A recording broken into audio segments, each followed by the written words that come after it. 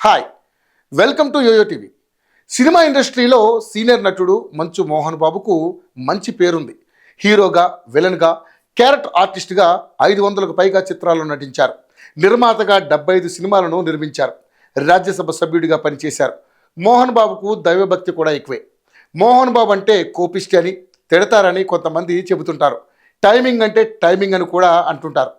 ఇంట్లో కూడా చాలా డిసిప్లిన్గా ఉంటారని పలు సందర్భాల్లో మంచు విష్ణు, లక్ష్మి కూడా చెప్పుకొచ్చారు.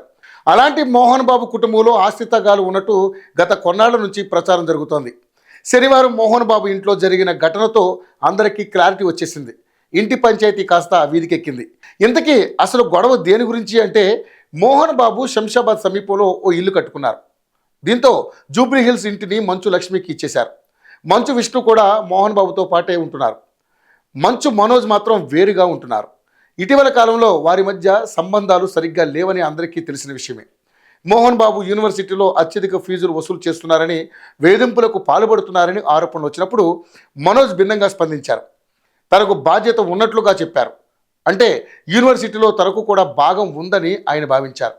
అలాంటిదేమీ లేదని మంచు విష్ణు, మోహన్ బాబు వాదిస్తూ ఉండడం వల్ల అసలు సమస్య ప్రారంభమైంది.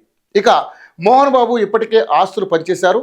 ఆయన గతంలో హైదరాబాద్ శివార్లోని ఓ రిజిస్ట్రేషన్ ఆఫీసులో 3 భాగాలను రిజిస్ట్రేషన్ చేయించారు.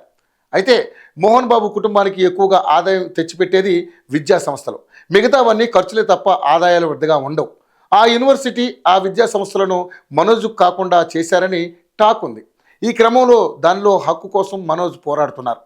ఈ అంశంపై మోహన్ బాబు నివాసంలో శనివారం రాత్రి సమావేశమయ్యారు.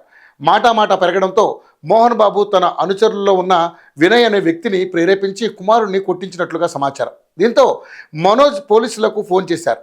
పోలీసులు రావడంతో తనపై మనోజ్ దాడి చేశారని చెప్పారు. అయితే విషయం పోలీసుల వరకు వెళ్తే, కేసుల వరకు వెళ్తే అందరికీ ఇబ్బందేనని మాట్లాడుకుందామని చెప్పి మనోజ్ను కన్విన్స్ చేసి అంతా హ్యాపీనేనని పోలీసులకు చెప్పి పంపేశారు. కుటుంబ వివాదం కావడంతో పోలీసులు అంతకు మించి జోక్యం చేసుకోలేదని తెలుస్తోంది. అయితే ఈ వివాదం ఇంతటితో ఆగలేదు.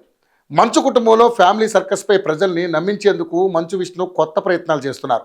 మీడియా అంతా రచ్చరచ్చ అయిపోయిన తర్వాత విష్ణు పిఆర్ఓ మెసేజ్ మీడియాకు ఇచ్చారు. మంచు ఫ్యామిలీలో కొట్టుకున్నారని, మనోజ్ గాయాలతో వెళ్ళి పోలీస్ స్టేషన్లో ఫిర్యాదు చేశాడన్నది అవాస్తవం అని స్పష్టం చేశారు. ఎవిడెన్స్లు లేకుండా అలా ప్రచారం చేయడం కరెక్ట్ కాదన్నారు. పొడిపొడిగా ఇచ్చిన ఈ రిప్లైలోనే ఆయన ఏదో దాస్తున్నారని సులువుగా అర్థమైంది. నిజానికి మోహన్ బాబు, మనోజ్ ఘర్షణ పడిన మాట నిజమేనని, అయితే నేరుగా పోలీస్ స్టేషన్కు వెళ్ళి ఫిర్యాదులు చేయలేదని తెలుస్తోంది. 100కు ఒకరి తర్వాత ఒకరు ఫోన్లు చేసి ఫిర్యాదు చేశారు. ఆ ఫిర్యాదులు పోలీస్ స్టేషన్కు వచ్చాయి. మంచు మోహన్ బాబు ఇల్లు శంషాబాద్కు వెళ్లే దారిలో ఉంటుంది. ఆ ఇల్లు పహాడీ షరీఫ్ పోలీస్ స్టేషన్ పరిధిలోకి వస్తుందని, అందుకే అక్కడి పోలీసులు ఈ ఫిర్యాదును టేకప్ చేసి మోహన్ బాబు ఇంటికి వెళ్లారని తెలుస్తోంది. అయితే ఈ అంశాలపై మంచు విష్ణు ఏమీ చెప్పలేదు. మనోజ్కు గాయాలయ్యాయని నేరుగా వెళ్ళి ఫిర్యాదు చేశాడని మాత్రమే చెబుతున్నారు. మోహన్ బాబు ఇంట్లో ఘర్షణ జరిగిందన్నది మాత్రం నిజం. అయితే కేసులు పెట్టుకుంటే ఉన్న పరువు కూడా పోతుందని ఆగిపోయారేమో కానీ పోలీసులకు అందిన ఫిర్యాదు మాత్రం అబద్ధం కాదంటున్నారు. గతంలోనూ ఓసారి మంచు విష్ణు, మంచు మనోజ్ మధ్య దాడులు జరిగాయి. ఆ సమయంలో మంచు విష్ణు తాను ఓ వెబ్ సిరీస్ తీస్తున్నాడని, దానికి అది పబ్లిసిటీ అని కవర్ చేసుకున్నారు. ఈసారి మాత్రం నేరుగా పోలీస్ స్టేషన్లో కేసులు పెట్టుకోవడంతో అది సినిమా కాదని రియల్ ఫ్యామిలీ డ్రామా అని తేలిపోయింది. పోలీస్ కేసు విషయంలో రాజీ పడకూడదని మంచు మనోజ్ నిర్ణయించుకున్నట్లుగా కనిపిస్తోంది. తనపై దాడి జరిగిందని, పదునైన ఆయుధాలతో దాడి చేశారన్న మెడికల్ ప్రూఫ్స్ కోసం ఆయన ఆసుపత్రికి వెళ్ళినట్లుగా సన్నిహితులు చెబుతున్నారు. వైద్యులు కూడా అదే విషయాన్ని గుర్తించి మెడికో లీగల్ కేసుగా పోలీసులకు సమాచారం ఇచ్చారు. పోలీసులు సోమవారం ఆయన ఇంటికి వెళ్ళి స్టేట్మెంట్ రికార్డ్ చేశారు. మెడికో లీగల్ కేసు అయితే మొదట పోలీసులకు సమాచారం ఇవ్వాలి.